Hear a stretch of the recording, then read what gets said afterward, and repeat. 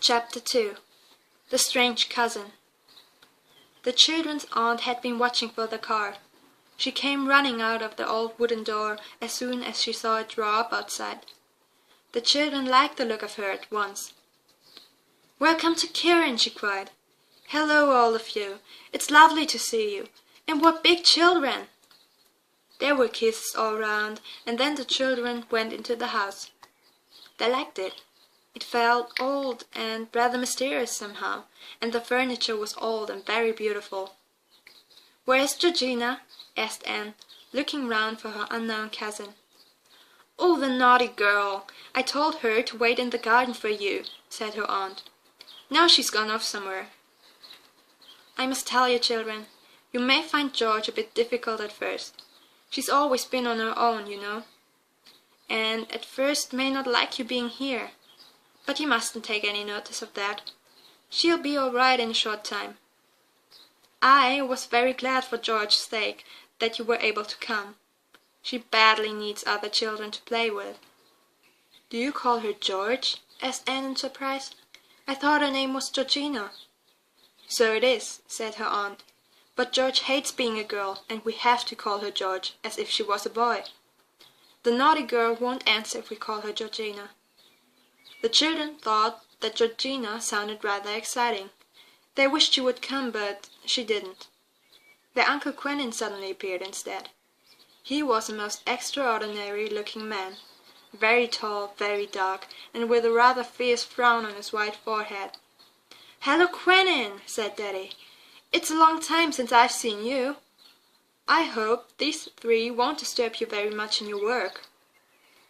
"Quentin is working on a very difficult book," said Aunt Fanny, "but I've given him a room all to himself on the other side of the house, so I don't expect he will be disturbed."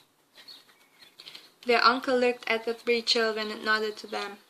The frown didn't come off his face, and they all felt a little scared, and were glad that he was to work in another part of the house. "Where's George?" he said in a deep voice. "Gone off somewhere again," said Aunt Fanny, vexed. "I told her she was to stay here and meet her cousins." "She wants spanking," said Uncle Quentin. The children couldn't quite make out whether he was joking or not. "Well, children, I hope you have a good time here, and maybe you will knock a little common sense into George." There was no room at Kirin Cottage for Mother and Daddy to stay the night, so after a hurried supper they left to stay at a hotel in the nearest town. They would drive back to London immediately after breakfast the next day. So they said good-bye to the children that night. Georgina still hadn't appeared. "I'm sorry we haven't seen Georgina," said Mother.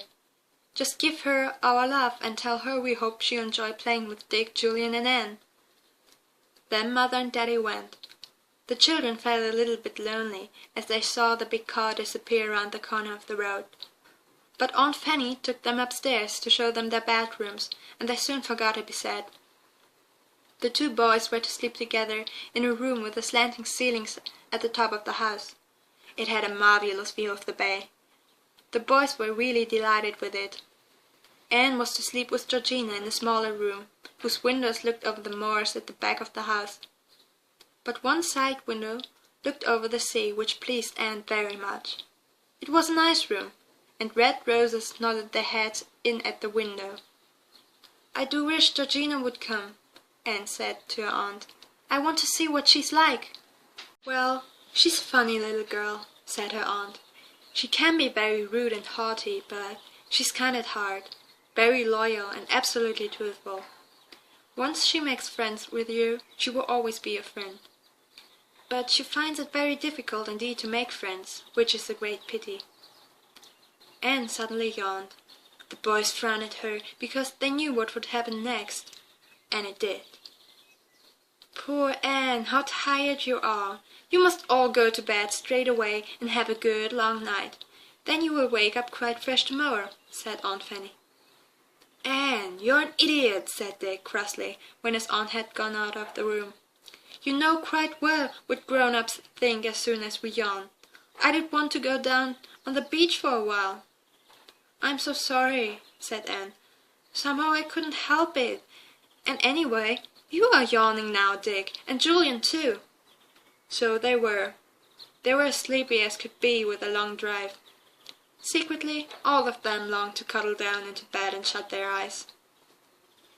"I wonder where Georgina is," said Anne, when she said good night to the boys and went to her own room.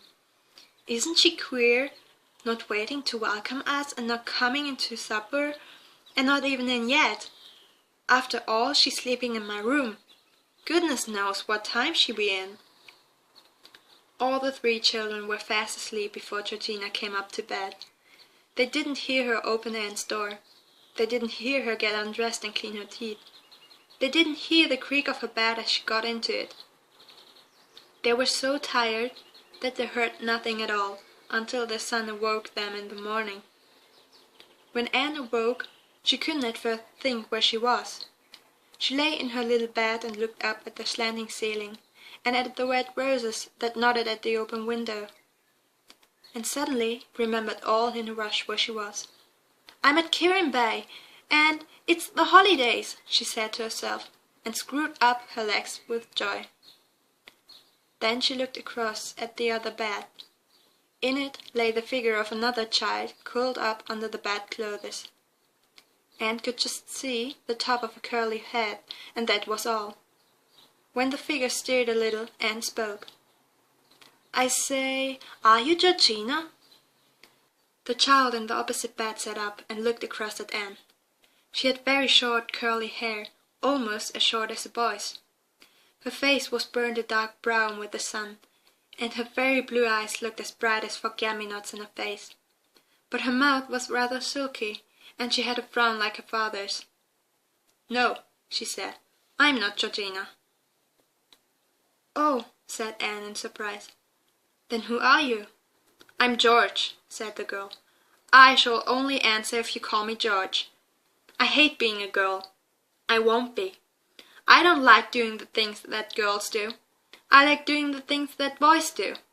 I can climb better than any boy, and swim faster too. I can sail a boat as well as any fisher boy on this coast. You are to call me George, then I'll speak to you, but I shan't if you don't."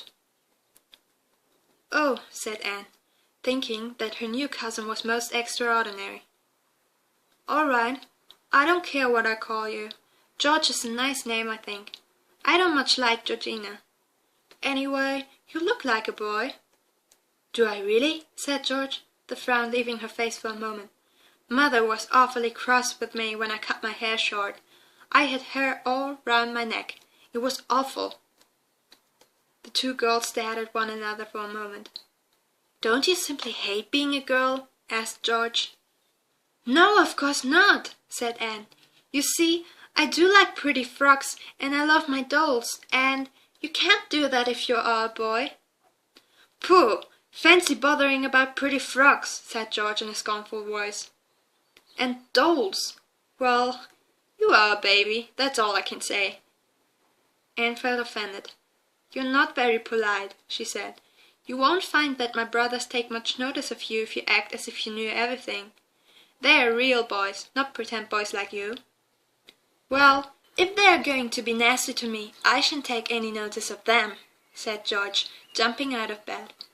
"I didn't want any of you to come anyway, interfering with my life here.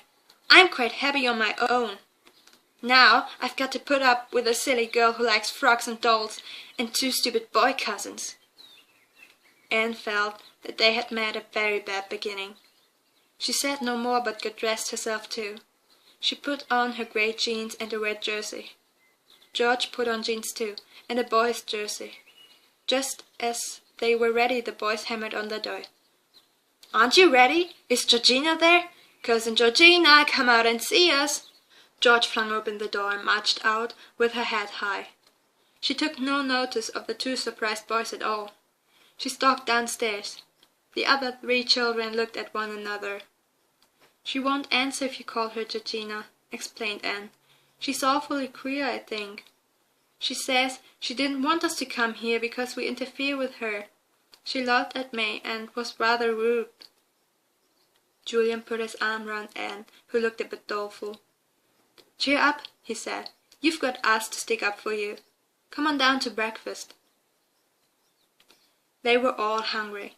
The smell of bacon and eggs was very good. They ran down the stairs and said good morning to their aunt. She was just bringing the breakfast to the table.